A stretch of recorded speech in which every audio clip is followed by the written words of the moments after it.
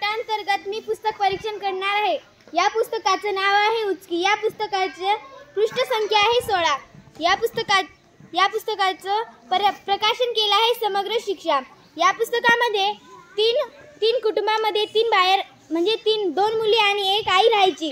यामध्ये रमा, राणी आणि रमाची आई इतके राहायचे। आणि एके दिवशी रमाच्या आईने राणीसाठी आणि रमासाठी पाणीपुरी आणली आणि राणीने एकदम 4ही पाणीपुऱ्या खाऊन टाकल्या आणि तिला सारखी उचकी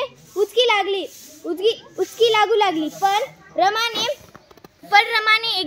रमाने रसगुल्ले खाल्ले, पण रमाला तर काही गुचकी आली नाही।